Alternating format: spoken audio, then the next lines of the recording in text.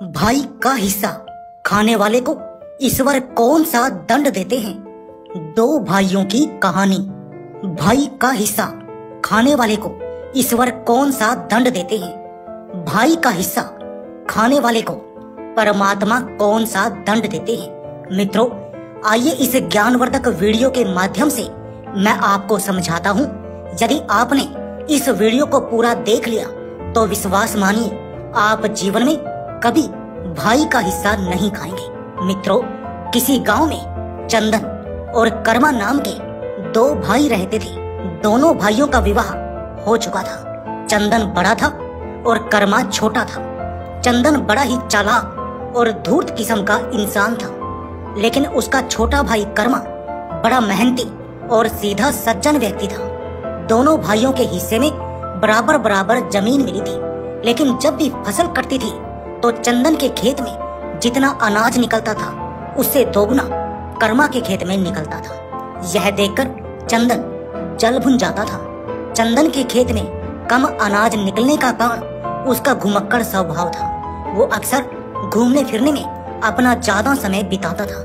कभी इस नेता के पास, कभी उस नेता के पास, कभी इस गांव में पंचायत, कभी उस गांव में पंचायत, कभी यार दोस्तों के साथ हंसी ठिठोली, कभी दिन दिन भर बैठकर ताश पत्ता खेलता रहता था। वह अपनी फसल की ठीक से देखभाल नहीं करता था, न उसकी समय पर निराई गुड़ाई हो पाती थी, न समय पर फसल को पानी देता था। और यही कारण था कि उसकी फसल उसके छोटे भाई की अपेक्षा बहुत कम पैदावार देती थी। मित्रों, विद्वानों ने एक बात कही है कि गौ सेवा, स्त्री विद्या, सज्जन पुरुषों से मेल मिलाप, बालक, वृद्ध और खेती, इनकी अगर ठीक से देखरेख नहीं की गई तो ये नष्ट हो जाती है। दूसरी बात धन के विषय में कही गई है कि धन मनुष्य के पास तभी संग्रह हो पाता है यदि वो इन चार बातों को अपने जीवन में ध्यान में रखता है। पहली बात, धन की उत्पत्ति हमेशा सत्कर्मों से ही होती है। दूसरी बात, प्रतिभा से धन की वृद्धि होती है। तीसरी बात, चतुरता से धन आपके पास जड़ जमा लेता है। चौथी बात, समय समय पर उसकी देखभाल करते रहने पर वो आपके यहाँ सदैव सुरक्षित रहता है। मित्रों, मनुष्य के जीवन में उन्नति के ये 6 मूल मंत्र बताए गए हैं।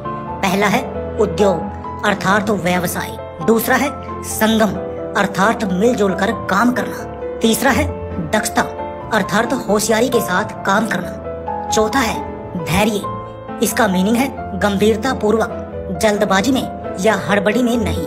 पांचवा है स्मृति अर्थात याददाश्त, अगली पिछली गलतियों को याद रखना और उनसे सबक लेना। छठवा है सोच विचार कर कार्य आरंभ करना। ये उन्नति के 6 मूल मंत्र बताए गए हैं। और दोस्तों, आपको एक और महत्वपूर्ण बात बताता चलूं, अगर जीवन में कभी धनहीन नहीं होना चाहते तो यह 6 कामों को ध्यान में रखना। पहला, कभी नशे का सेवन मत करना। दूसरा, नींद को जीत कर रखना। तीसरा, जरूरी बातों की जानकारी रखना। चौथा, अपने आंख, नाक, मुंह और कानों को विकारों से बचाकर रखना।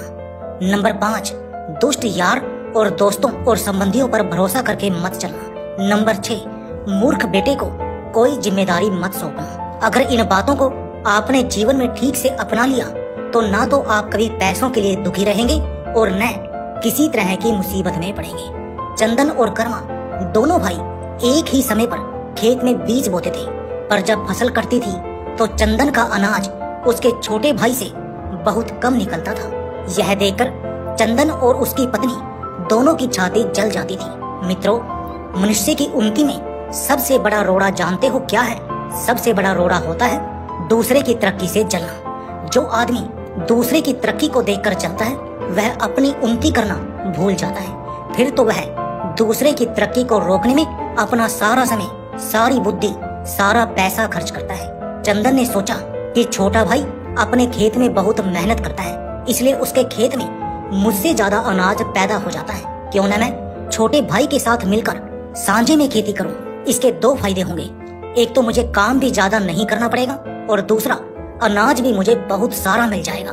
यही सोचकर चंदन एक दिन कर्मा से बोला, देख भाई, मैं तुझे एक सुझाव देता हूँ, इसमें हम दोनों का ही फायदा होगा।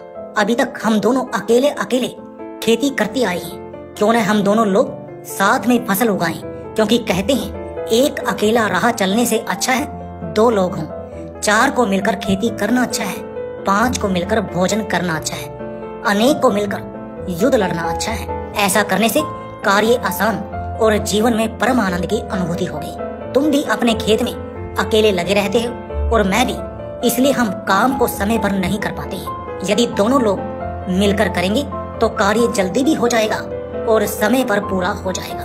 बड़े भाई की बात सुनकर छोटा भाई बोला, भाई अगर ऐसी बात है तो ठीक है, आज से हम दोनों साथ में ही खेती करेंगे। इससे अच्छी बात क्या होगी? मिलजुल कर काम करने से काम आसान भी हो जाएगा और भाई भाइयों में प्रेम और सौहार्द भी बना रहेगा। छोटा भाई बड़ा भोला था, वो साथ साथ खेती करने को तैयार हो गया। इधर जब बरसात का मौसम आया तो छोटे भाई ने बड़े भाई से कहा कि भैया चलो चलकर खेत की जुताई करें, बारिश के बाद हम अपने खेतों को समय पर बो देंगे। बड़ा भाई बोला, हाँ तुम ठीक कहते हो, खेतों की जुताई हो जानी चाहिए। चलो तुम तब तक खेतों पर पहुंचो, मैं तब तक दूसरे गांव में होकर आता हूँ, वहाँ एक जरूरी काम है। इस प्रकार बहाना बनाकर वो तो घूमने के लिए चला गया और छोटा भाई बेचारा खेतों की जुताई करने चला आया। चंदन देर शाम को जब लौट कर आया तब तक छोटे भाई ने खेतों की सारी जुताई करवा दी थी। इसी तरह खेतों को बोने का समय हुआ तो छोटे भाई ने फिर अपने भाई से कहा कि भाई चलो अब हम अपने खेतों की बुवाई कराएं। बड़े भाई ने फिर बहाना बनाया और बोला, छोटे आज मुझे एक जरूरी मीटिंग में जाना है, तुम चलो मैं अभी मीटिंग में होकर आता हूँ। छोटा भाई फिर अकेले ही चल पड़ा और खेतों को बो आया। चंदन जब लौट कर आया तब तक खेतों की बुवाई पूरी हो चुकी थी। कर्मा ने सोचा चलो कोई बात नहीं, बड़ा भाई है, किसी जरूरी काम से जाता होगा। वो बेचारा अकेला ही पूरे दिन खेत में लगा रहता था। इस प्रकार जब भी खेत में काम करने का समय आता था चंदन कोई ना कोई बहाना बनाकर घर से निकल जाता था। खेतों की निराई गुड़ाई और सिंचाई का काम छोटे भाई कर्मा को ही अकेले करना पड़ता था। वो अत्यंत सीधा होने के काम अपने भाई से कुछ कह भी नहीं पाता था और बड़ा भाई काम से हमेशा जी चुराता रहता था। मित्रों, उसके काम में हमेशा कमियां निकालता रहता था। धीरे धीरे इधर जब फसल पककर तैयार हुई तो फसल काटने के समय पर भी चंदन खेत पर नहीं पहुंचा और उस बेचारे को फसल भी अकेले ही काटनी पड़ी। फसल पककर तैयार थी, छोटे भाई ने सारा अनाज निकालकर घर में लाकर रख दिया। फसल बहुत अच्छी हुई थी, इसलिए अनाज भी बहुत सारा निकला। छोटा भाई अनाज को घर में रखकर अपनी ससुराल चला गया। कोई बहुत ही जल्दी का काम था, इसलिए अपनी पत्नी के साथ अपनी ससुराल चला गया। सोचा जब लौटकर आएंगे तो अनाज का बंटवारा कर लेंगे। इधर अनाज को देखकर चंदन की नीयत खराब हो गई। उसके मन में बेईमानी करने का लालच पैदा हो गया। उसने सोचा कि छोटा भाई अभी अपनी ससुराल गया है, क्यों ना इस अनाज में से 10-5 बोरे भरकर अपने घर में रख लिए जाएं। जब बंटवारा होगा तो आधा आधा अनाज फिर मिल जाएगा। चंदन ने इस बात का मशवरा अपनी पत्नी से लिया, परंतु चंदन की पत्नी और भी ज्यादा धूर्त किस्म की स्त्री थी। उसने कहा, इसमें से आधा अनाज ही क्यों, सारा अनाज बोरों में भरकर ले जाओ और यहाँ से थोड़ी दूर पर ही मेरे भाई का घर है, ये अनाज तुम उसके घर में रख आना। जब तुम्हारा छोटा भाई आएगा तो उसे कह देंगे कि अनाज को किसी ने चुरा लिया। मित्रों, पत्नी का सुझाव चंदन को खूब भाया। कहने लगा, अरे तुम तो मुझसे भी ज्यादा होशियार निकली। मित्रों, अब तो उस धूर्त चंदन ने अपने साले की मदद से रात में वो सारा अनाज भरवाकर अपने साले के घर पहुंचा दिया और एक कमरे में बंद करके बाहर से ताला मार दिया। इधर 2 दिन बाद जब उसका छोटा भाई कर्मा अपनी ससुराल से लौटकर आया तो उसने देखा कि घर में अनाज का एक दाना भी नहीं है। वो एकदम से घबरा गया। इधर चंदन ने सुना कि उसका छोटा भाई अपनी पत्नी के साथ ससुराल से आया है तो उसे बातें बनाने के लिए, उसे समझाने के लिए अभिनय करता हुआ आंखों में नकली आंसू लेकर छोटे भाई के घर पहुंच गया। छोटे भाई ने पूछा, भाई सारा अनाज कहाँ चला गया? मैं तो काट कर यहीं रख के गया था। तो चंदन रोने का बहाना करते हुए बोला, भाई मुझे लगता है सारे अनाज को रात में चोर चुरा ले गए। हाय, अब क्या होगा पूरे साल? अब हम दोनों अपने बच्चों को क्या खिलाएंगे? इसी बात को सोचकर मैं रो रहा हूँ। चोरी की बात सुनकर छोटा भाई भी बड़ा दुखी हुआ। सोचने लगा कि बड़ी मेहनत से मैंने अनाज उगाया था, 2 दिन के लिए मैं ससुराल क्यों चला गया? कोई हमारे अनाज को ही चुरा ले गया। अब हम अपने बच्चों को क्या खिलाएंगे पिलाएंगे? बड़ा भाई बोला, भाई जो होना था सो हो गया, अब हम कर भी क्या सकते हैं। आप जैसे भी हो, बच्चों का पेट तो पालना ही पड़ेगा। मैं अपनी ससुराल से थोड़ा अनाज मांग कर लाऊंगा, कुछ दिनों का गुजारा हो जाएगा। तुम भी अपनी ससुराल से मदद लो। इस प्रकार छोटे भाई को दिलासा देकर चंदन अपने घर लौट गया और आकर अपनी पत्नी के सामने बड़ा प्रसन्न होता है। कहने लगा, भाग्यवान, अपना तो अब काफी दिनों तक का गुजारा हो गया है। 1-2 साल तक अब हमें कमाने की भी जरूरत नहीं पड़ेगी, बैठकर आराम से मौज उड़ाएंगे। छोटा भाई अपनी सोचे कि अब वह क्या करेगा। मित्रों, चंदन ने कर्मा से अपने खेत भी अलग कर लिए। इधर कर्मा बड़ा चिंतित था कि वह अब क्या खाएगा और क्या परिवार को खिलाएगा। तब उसकी पत्नी ने उसे समझाया कि देखो, चिंता मत करो, भगवान पर भरोसा रखिए। जब उसने मुंह बनाया है तो कहीं न कहीं से खाने को भी देगा। कुछ दिनों के लिए मैं अपने मायके से अनाज मांग लाती हूँ, तब तक हमारी अगली फसल भी तैयार हो जाएगी। तुम एक काम करो, अपने घर के बाहर जो छोटा सा खेत बंजर पड़ा है उसकी खुदाई करके उसमें सब्जियां लगा दो। सब्जियां तैयार हो जाएंगी तो हमें बाजार से सब्जी मोल नहीं लानी पड़ेगी। पत्नी की बात सुनकर कर्मा ने कुदाल उठाई और वो बंजर खेत को खोदने के लिए चल दिया। खुदाई का कार्य शुरू किया गया। खोदते खोदते उसकी कुदाल एक पत्थर में टकराई। उसने पत्थर को हटाने के लिए उसकी और गहराई से खुदाई की। मित्रों, जब उसने पत्थर हटाया तो उस पत्थर के नीचे उसे सोने के सिक्कों से भरी एक हांडिया मिली। वो उस हांडी को निकालकर खुशी खुशी अपने घर पर आ गया। सोने के सिक्कों से भरी वो हांडिया जब उसने अपनी पत्नी को दिखाई तो पत्नी भी बड़ी प्रसन्न हुई और बार बार भगवान का आभार प्रकट करने लगी। कहने लगी, धन्य हो प्रभु, अगर किसी का एक मार्ग बंद हो जाता है तो उसे घबराना नहीं चाहिए। परमात्मा उसके लिए कई मार्ग और खोल देता है। यदि अनाज चोरी न हुई होती तो न तो उस बंजर जमीन को खोदने को जाते और न ये हंडिया हमें मिलती। सच कहा है किसी ने, अगर भाग्य पक्ष में हो तो हाथ से गया हुआ, चोरी हुआ, खोया हुआ धन भी वापस मिल जाता है। अगर भाग्य विपरीत हो तो मिलकर भी चला जाता है। अब तो मित्रों, कर्मा और उसकी पत्नी और बच्चे बड़े सुख पूर्वक रहने लगे। कुछ सोने के सिक्कों को बेचकर उसने अपने घर में उपयोग की सारी वस्तुएं खरीद कर रखी। अनाज भी बतेरा हो गया था। उनके जीवन में किसी चीज का कोई अभाव नहीं रहा। इधर धीरे धीरे 6 माह बीत गए। उधर चंदन की पत्नी ने अपने पति से कहा, अजी सुनते हो, अब तो बहुत दिन हो गए हैं। भैया के घर में जो धान रखे उन्हें ले जाकर मंडी में बेच आओ और बाजार से कुछ खाने पीने का सामान खरीद लाना। मेरे लिए नए कपड़े और जेवर बनवा लाना। चंदन ने कहा, हाँ प्रिय, तुम ठीक कहती हो, धान को हम बेच देंगे। मुझे लगता है हमें और थोड़े दिन इंतजार कर लेना चाहिए। अगर छोटा भाई देखेगा कि मैं तुम्हारे लिए नए वस्त्र और आभूषण लाया हूँ तो सोचेगा कि इसके पास तो धन ही नहीं था, कहाँ से ले आया, तो वो समझ जाएगा।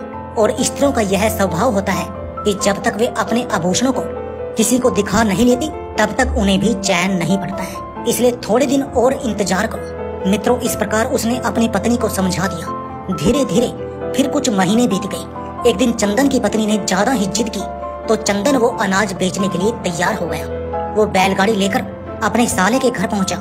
जिस कमरे में वो अनाज बंद था उसमें ताला लगा हुआ था। चंदन ने अपने साले से कहकर ताला खुलवाया था। आज से पहले उस कमरे को कभी खोलकर नहीं देखा गया था। जैसे ही दरवाजा खुलता है तो कमरे के अंदर का नजारा देखकर चंदन हैरान रह जाता है। उसके पैरों के नीचे जमीन नहीं रहती है। उसने देखा कि कमरे में हजारों की संख्या में चूहे थे। धान का एक भी दाना चूहों ने साबूत नहीं छोड़ा था। पूरे कमरे में धान की भूसी ही भूसी भरी पड़ी थी। यह देखकर चंदन सर पकड़कर बैठ गया। चूहे उसका सारा अनाज खा गए थे। उसको अब पश्चाताप हो रहा था कि भाई के हिस्से की बेईमानी करके उसने अच्छा काम तो नहीं किया। भाई के हिस्से के साथ साथ चूहे उसका हिस्सा भी खा गए। किसी ने सच कहा है, बेईमानी का धन कभी नहीं फलता है। परमात्मा कहीं न कहीं उसका हिसाब जरूर ले लेता है। यदि तुम किसी का खाओगे तो कोई तुम्हारा भी खा जाएगा। किसी के सीधे होने का कभी नाजायज फायदा नहीं उठाना चाहिए। सीधे सज्जन लोगों की मदद हमेशा परमात्मा करते हैं। चंदन आज बड़ा ही दुखी होता हुआ अपने घर लौट गया और पत्नी को सारी बात बताई कि प्रिय, हमने अपने छोटे भाई के साथ बेईमानी की, उसका नतीजा हमें मिल गया। हमारा सारा अनाज चूहों ने खा लिया। अब हम क्या करेंगे? हमने तो अब तक कर्ज मांग मांग कर अपने सिर पर खूब चढ़ाया, खूब मौज उड़ाई। सोचा था अनाज बेचकर चुका देंगे। अनाज का एक दाना भी चूहों ने हमारे लिए नहीं छोड़ा। अब कहां से हम कर्जा चुकाएंगे? और कहां से बाल बच्चों को खिलाएंगे। मित्रों, अब तो चंदन की जिंदगी में एक एक दाने का अभाव हो गया। भूखों मरने की नौबत आ गई। कर्जा मांगने वाले उसके द्वार को घेरे खड़े रहते थे। घर में राशन तक नहीं था जो अपनी पत्नी और बच्चों को खिला पाता। भाई का हिस्सा मारने का उस पर ऐसा पाप लगा कि भोजन और वस्त्रों का भी अभाव हो गया। भीख मांगने पर भी उसे कोई नहीं देता था। एक दिन उसे अपनी गलती का एहसास हुआ। चंदन ने और उसकी पत्नी ने आपस में विचार किया, हमने तुम्हारे भाई के साथ बेईमानी करके बहुत बड़ा पाप किया है। भगवान ने उसी की हमें सजा दी है। हमें चलकर साफ साफ बता देना चाहिए और अपने किए की उनसे क्षमा मांग लेनी चाहिए। वे दोनों पति पत्नी लाचार होकर कर्मा के घर में चले गए और उसके पैरों में गिरकर क्षमा मांगने लगे। उसे सारी बात बताई कि भाई, हम तुम्हारे अपराधी हैं। वो अनाज चोरों ने नहीं, हमने ही चुराया था। लेकिन उस चोरी का दंड भगवान ने हमें बहुत अच्छा दिया है। चुराए गए अनाज का एक एक दाना चूहे खा गए। हम अपनी गलती की क्षमा मांगने आए हैं। आज हमारे बाल बच्चे भूखे हैं। भोजन वस्त्रों का बहुत बड़ा संकट है, इसलिए भाई हमें क्षमा कर दो। मित्रों, अपने बड़े भाई और अपनी भाभी को गिड़गिड़ाते देखा तो कर्मा ने उठाकर अपने सीने से लगा लिया और कहा, भाई तुम चिंता मत करो, तुम्हारे बच्चे भी मेरे ही बच्चे हैं, वे भूखे नहीं मरेंगे। कर्मा ने उन्हें 4 सोने के सिक्के लाकर दे दिए और कहा, भैया तुम इन सिक्कों को बेचकर बाजार से खाने के लिए कुछ अनाज और वस्त्र लाओ। तुमने अपनी गलती स्वीकार कर ली, यही काफी है। छोटे भाई की दया देखकर वे और भी ज्यादा लज्जित हुए। मित्रों, उन्हें उनकी करनी का दंड मिल चुका था। वे समझ गए थे कि भाई के साथ धन की बेईमानी कभी नहीं करनी चाहिए। भाई का हिस्सा खाने वाले को भगवान बहुत बुरा दंड देते हैं। आपने रामायण में सुना होगा, बाली ने अपने भाई सुग्रीव को उसके धन और राज्य से वंचित कर दिया था। राम ने बाली को मारकर उसे दंडित किया और सुग्रीव को बाली का पूरा राज सौंप दिया। रावण ने भी अपने भाई विभीषण को लात मार के घर से निकाल दिया था। परिणाम तो आप सबको पता ही है, विभीषण को ही लंका का राज मिला।